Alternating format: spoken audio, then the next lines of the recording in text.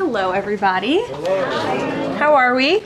Great. I apologize for my tardiness. It's quite the newsy day, and I was with the president talking about that news, so I look forward to taking your questions on it. But first, I want to talk about President Trump's historic and incredible speech last night.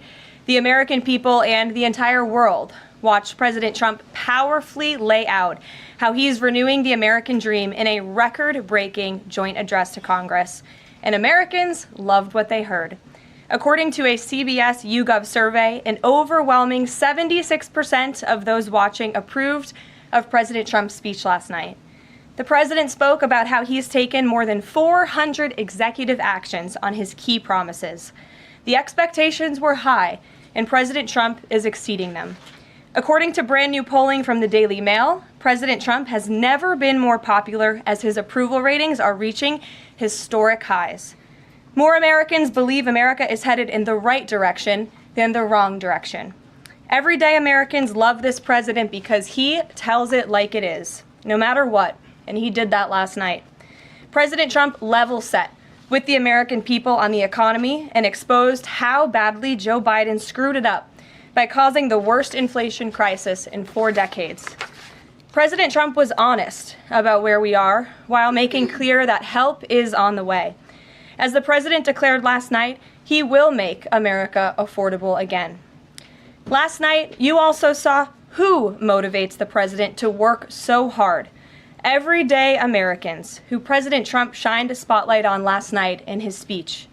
From Mark Fogel, who President Trump was finally able to reunite with his family and his beautiful 95-year-old mother after being detained in Russia, to Peyton McNabb, whose heart-wrenching story motivated President Trump to end men in women's sports, and to Allison and Lauren Phillips, the mother and daughter and sister of Laken Riley, who President Trump honored by signing the Laken Riley Act to ensure her name will live on forever.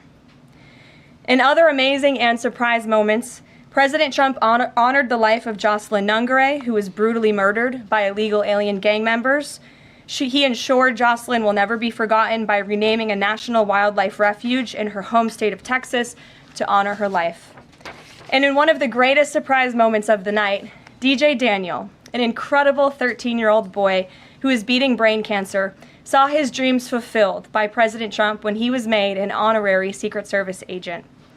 And finally, after nearly 4 years, President Trump delivered justice for the families of the 13 American heroes who were killed at Abbey Gate in the Biden-botched Afghanistan withdrawal, which was one of the worst humiliations in the history of our country. President Trump announced that we have detained Mohammed Sharifullah, the monster who was responsible for that horrific attack, and he was delivered to Dulles Airfield earlier this morning. On his first day in office, President Trump's national security team across the federal government prioritized intelligence gathering to locate this evil individual. President Trump's team shared intelligence with regional partners such as Pakistan, who helped identify this monster in the borderland area late last month. Mohammed confessed to his crimes related to Abbey Gate and other attacks in Russia and Iran as well to the Pakistanis. And U.S. law enforcement officers traveled to Pakistan over the weekend, where he again confessed his crimes to the FBI.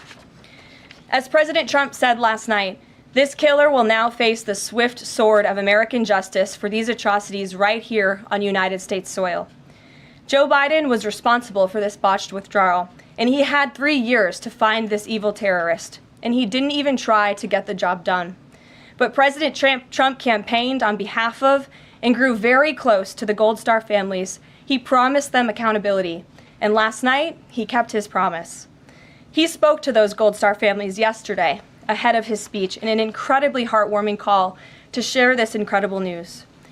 And as President Trump asked in his speech last night, how could anyone possibly be opposed to any of this action that he is taking? Well, apparently, the modern-day Democrat Party could. The behavior of Democrats last night was completely disgraceful and demonstrated how severely out of touch they are with the American public. It was the most shameful moment in the history of presidential addresses in that beautiful chamber. In what was supposed to be a unifying moment for our country, Democrat members of Congress instead screamed at the President of the United States, who was just overwhelmingly reelected by their constituents, walked out of the chamber, and worst of all, they disrespected the American people. Democrats didn't stand to keep men out of women's sports. They couldn't even clap for a girl who got her head smashed in by a man on a volleyball court. Democrats didn't stand for an innocent and beautiful child who is surviving brain cancer. They opposed eliminating taxes on tips and Social Security. They didn't stand in favor of cutting taxes for hardworking Americans. They couldn't even clap for two mothers whose daughters were killed by illegal aliens. One of the only things that could get Democrats off their feet last night was cheering for Ukraine, not for America. Last night was a very clarifying moment for our country. The Democrats exposed themselves as the party of insanity and hate, the party that wants to put America last.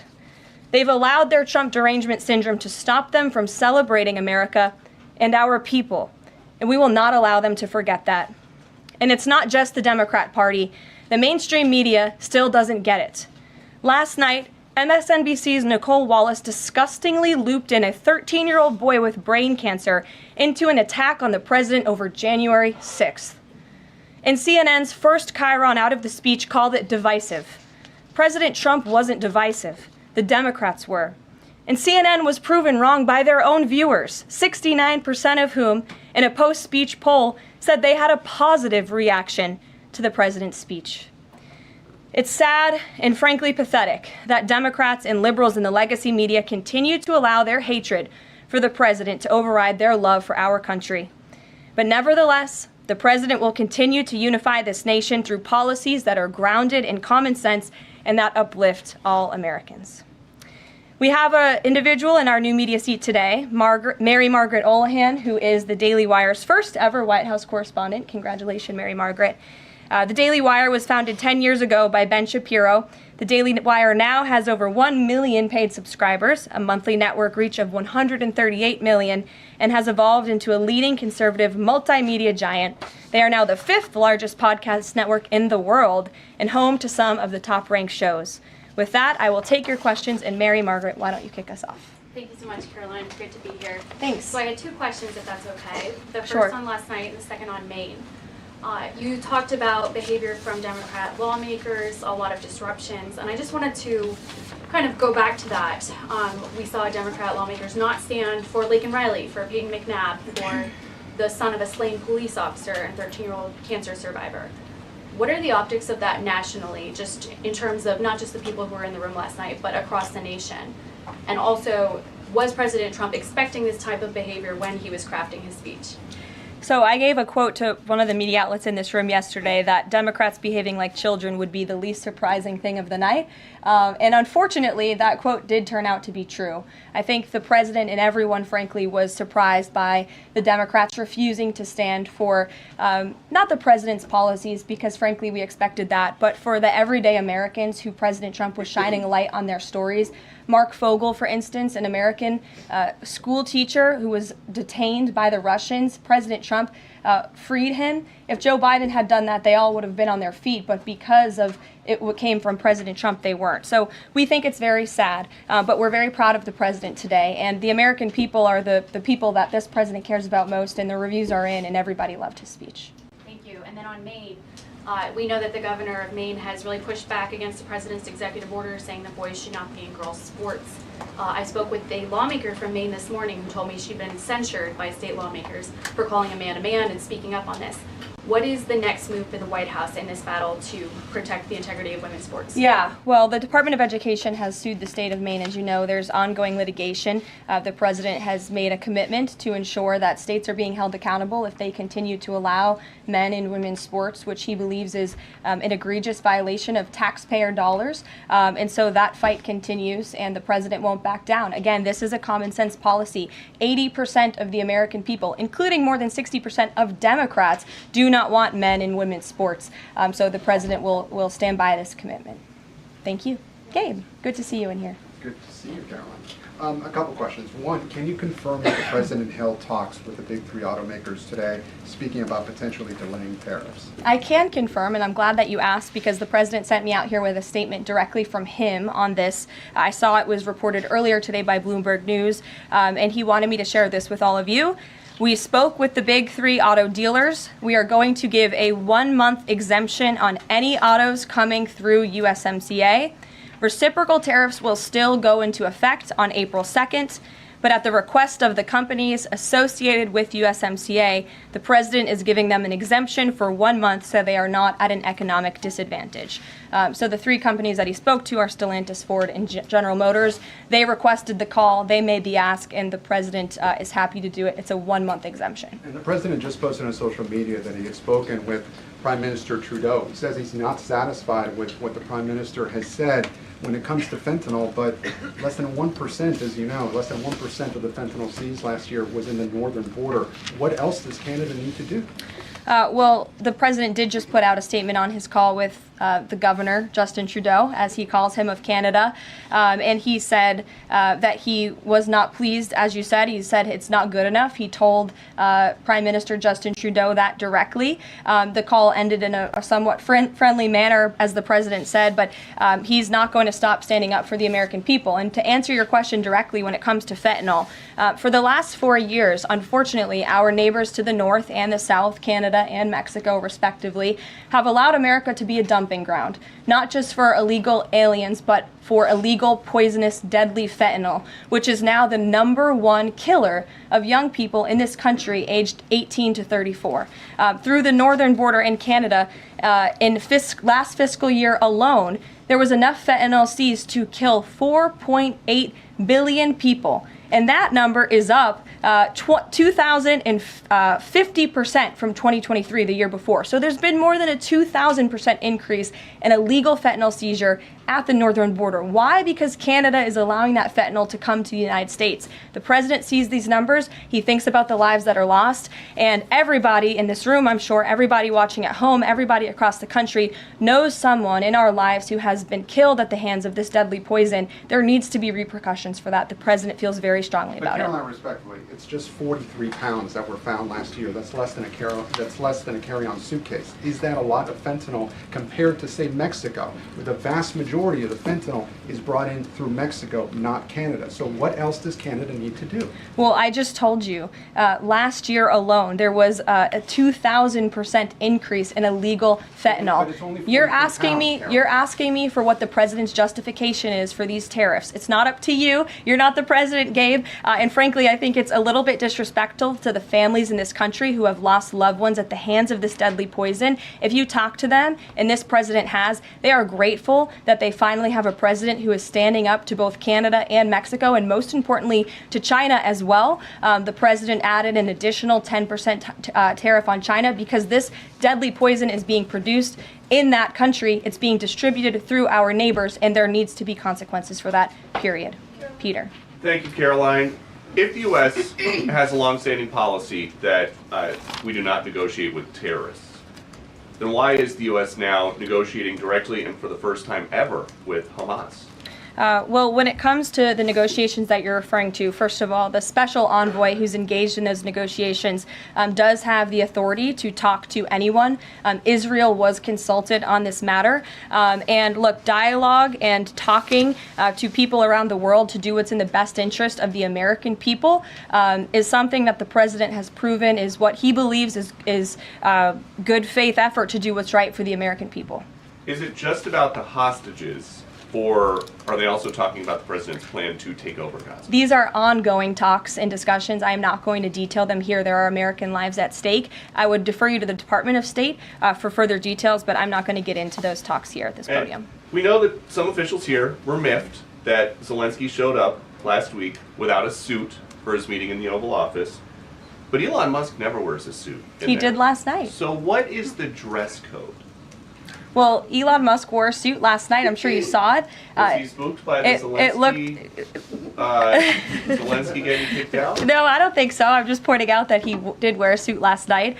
And I think the president liked that very much. And he looked great. Speaking of the president, he just passed me a note while I'm standing here. He wanted me to hold this up. This is the poll that I cited, the CBS YouGov poll that shows that 76% of those who watched the president's speech last night approved of his speech. And so it goes to my earlier point that I made in my monologue about how incredibly sad it is that we have a modern-day Democrat Party who is so severely out of touch with the American public. This is a great poll. The ultimate poll, though, came on November 5th when the president won by an overwhelming margin that he spoke about last night. Democrats weren't happy to hear that either. Ouija. Thank you, Caroline.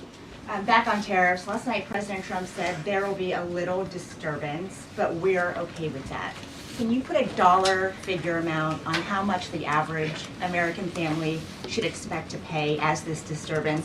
And why should Americans be okay with that when so many are already struggling to pay the bills? Well, first of all, last night, the president told the truth. And he was realistic, and he level set with the American people.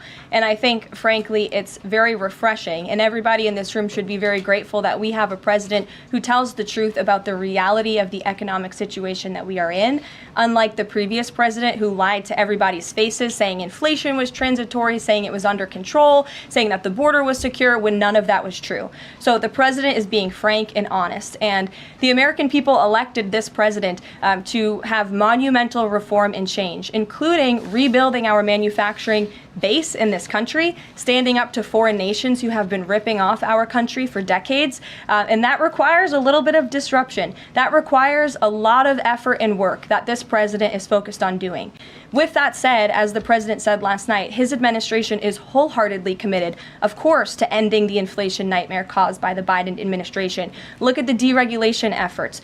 Look at the president's push last night in his speech for Congress to pass tax cuts, to end taxes on Social Security and overtime pay for hardworking Americans, end taxes on tips. We need Congress to get that done because that's going to put more money back into the pockets of the American people. And I didn't even mention energy. Look at the president's approach and focus on unleashing the might of our energy industry. We know that's the #1 driver of inflation. He's been slashing back a lot of the burdensome regulation from the previous administration to unleash our energy industry here at home, which will drive down costs. He said he is committed to making America affordable again. He did it in his first term, and Americans can trust him to do it again. President Trump has made clear, Caroline, that he loves tariffs, but the stock market does not. How does he factor that into his decision making? Well, the president does love tariffs. He said it's one of his favorite words in the English dictionary, and he believes in tariffs because they'll ultimately make America rich again. They're going to raise revenue. They're going to help us pay down our debt. Most importantly, they're going to bring American jobs here back home. So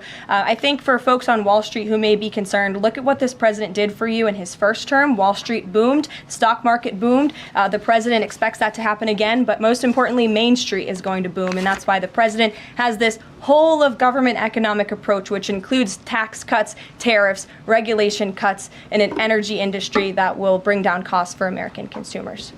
Sure, Monica. Thank you, Caroline. You mentioned not one Democrat senator voted to protect women's sports from males. Not one Democrat congressman or congresswoman stood to applaud or support protecting women's spaces and sports at the president's joint session to Congress last night, as you articulately mentioned at the beginning. So I'm wondering, what message is that sending to not only young women who are competing in these sports across the country, but also to the parents of these young girls? Yeah. I think the message that Americans should take away from last night is that they have a president in the Oval Office who is committed to doing what's right for them, especially women and girls across the country.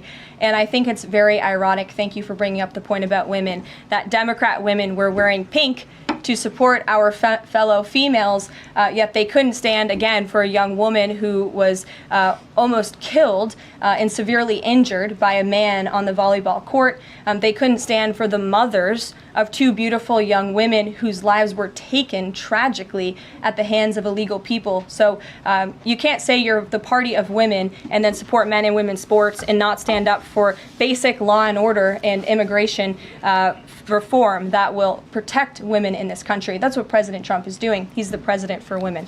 Lindsay, good to see you. Thank you, Caroline. Good to see you. So, speaking of tariffs, China said yesterday that they're ready for any kind of war with the U.S.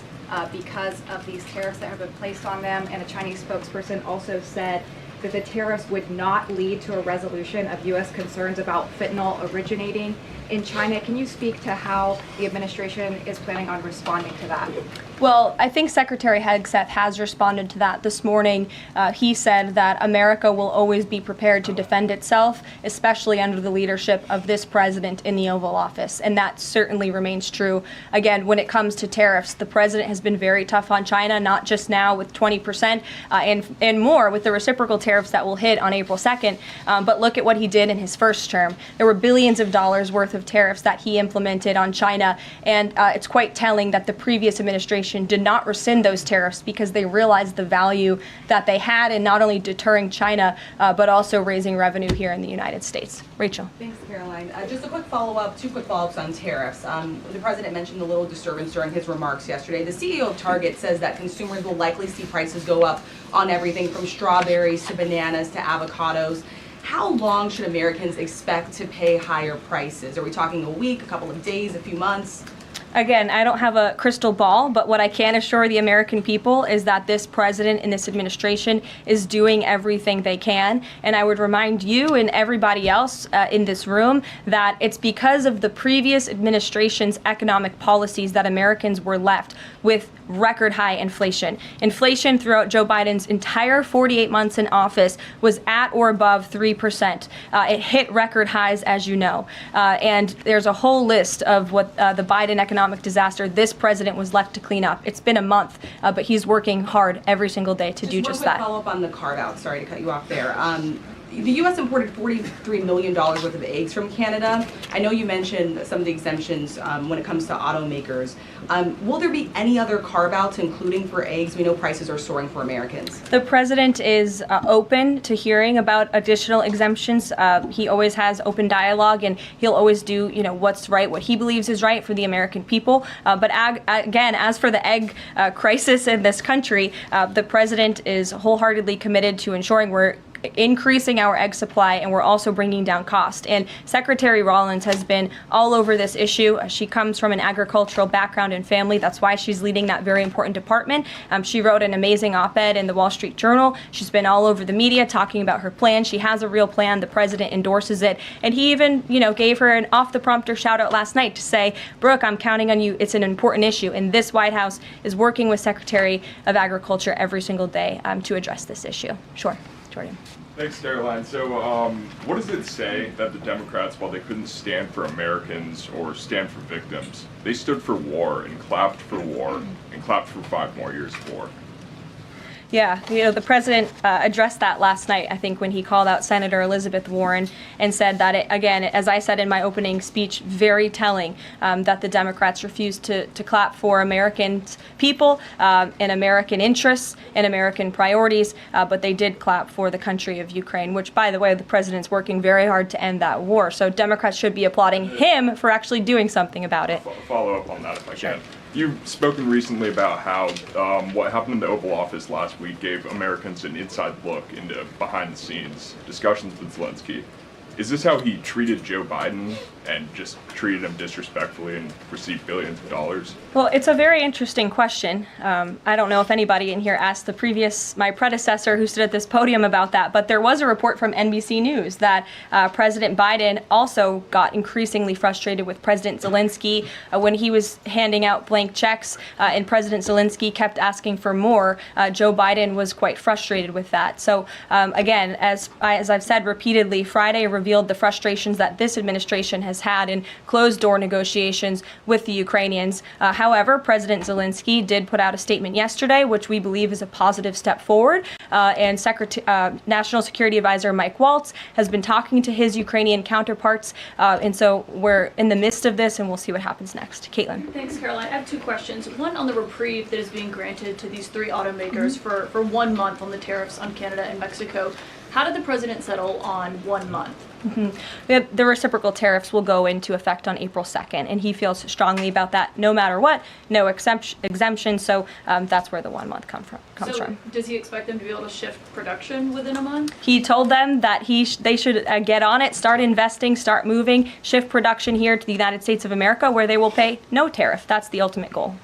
And on the conversations between the White House and the Ukrainians and the letter that President Trump revealed last night that he got from President Zelensky, Director Ratcliffe said today that the president has paused also intelligence sharing with Ukraine. Is that temporary or is that permanent? I believe what the National Security Council told me in regards to that was that they paused or they are reconsidering the funding for Ukraine, as you saw, the pause on the funding. As for intelligence matters, I would refer you to either the National Security Council or the CIA as well. But they're considering lifting or reinstating the military aid going to Ukraine, which they paused this Again, week. it's a pause for a review. Follow up on that. Sure. The president read parts of the letter that he received last night from President Zelensky. Can you give us a sense of when President Trump now plans to sign that minerals deal after receiving that letter? Those talks are happening as we speak. I just saw the National Security Advisor. He's working very hard on it. I believe he was going into the Oval Office to give the president an update on where this stands. But again, the president is committed to a peace deal. He wants to see this war end. And I think that President Zelensky's message, which he also shared on X as well, is a positive sign in the right direction. The president also said that the United States was reclaiming the Panama Canal. The president of Panama this morning, or at some point today, said that President Trump was lying. Wanted to get your response to that, and also curious if the president had a reason for not specifically mentioning BlackRock last night when he was praising the company that is buying canals or ports around the Panama Canal. Yeah, I'm not sure if Panama has seen what's going on with their own canal, but as you just mentioned, BlackRock is now interested in investing and taking over the two ends of the port, which is very important because the president was very vocal several weeks ago about the need to ensure that China is not controlling the Panama Canal.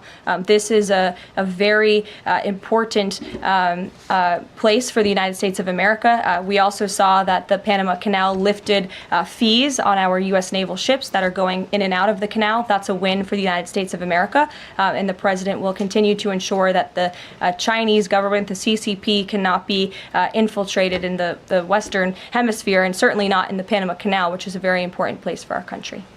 Dasha. The president continues to call the Prime Minister of Canada, Justin Trudeau, Governor of Canada. I'm curious what he means by that and if there are any plans that are moving forward with trying to make Canada the 51st state. And I have a follow-up on the economy as well. Sure. Well, the president put that in his True Social account, or his True Social post earlier today. He feels strongly that it would be very beneficial for the Canadian people to be the 51st state of the United States. They wouldn't be paying for these tariffs. They'd have much lower taxes if they were part of our great country. Caroline, on the economy, you and I traveled the country during the campaign. This is an issue that so many voters decided to cast their ballots on, and they voted for President Trump. He has started to have that realistic conversation with the American people, that disturbance comment last night. But I'm curious if you can be real with Americans right now as all of these factors are playing out. Are things potentially going to get worse before they get better? Look, I've now been asked and answered this same question just given to me in different verbiage of 3 different times, and I will answer it again in an effort of transparency to the American people because this is an important issue and the American people, this president understands that it is. And again, that's why in his joint address to Congress last night, he addressed this issue with a realistic and honest approach. He talked about what this administration is doing to unleash American energy and to make America affordable again, and this administration is wholeheartedly committed to doing it. And I would remind the American public that the first-term record of this president speaks volumes. That's why they reelected him, because they know that he can fix our broken economy, and it's very, very broken from the previous administration. Stephen. Thank you, Caroline. I've got 2 questions, one on press access, the other on fentanyl and tariffs. Sure. On press access, your predecessor, Karine Jean-Pierre, who presided over many novel press access restrictions, criticized the recent changes to the press pool made by your office. She said in an interview, quote, what we're looking at is what North Korea is doing. What's your response to that, and can you say anything to allay concerns that unfavorable coverage will be punished in this new press pool system? I think that's the same individual who said from this podium numerous times that the commander-in-chief was mentally and physically up for the job, which we knew was a lie. Many people in this room knew it was a lie. Many of you were admonished for asking questions about that truth. So when it comes to truth and transparency, this administration, this White House is setting the example. This president is taking far more questions than his predecessor, Joe Biden, did on a daily basis, and that will continue. And on fentanyl and tariffs, Fentanyl produced largely in China has killed 334,000 Americans over 5 years. According to CDC data, that's about 1 in every 1,000 Americans. President Trump has cited this for applying new tariffs to Canada, Mexico, and China. But in addition to China's talk about being ready for any kind of war, they said yesterday, the foreign ministry said that, quote, the fentanyl issue is a flimsy excuse to raise U.S. tariffs, and, quote, the U.S., not anyone else, is responsible for the fentanyl crisis. So what's the response to China that the talk of fentanyl is just an excuse for tariffs? And what does that say about the resolution? Well, of course, the country that is getting very rich off of distributing this deadly poison to American citizens is going to say that. Again, the president knows where the American people stand on this issue. Fentanyl overdoses. Dasha brought up all of us campaigning all across the country. They talked about inflation. They also talked about the border, the illegal immigrants that we're pouring through, but also these deadly drugs. And again, the president keeps in mind those families every single day when he is making these tough decisions. But it's a necessary decision, and he's no longer going to allow the United States of America to be a dumping ground for illegal immigrants and for illegal drugs that are killing our nation's people. This is the #1 leading cause of death in our country, and there needs to be action taken to ensure that cannot continue. Thank you very much, guys. We'll see you later. Thanks, Caroline. Caroline.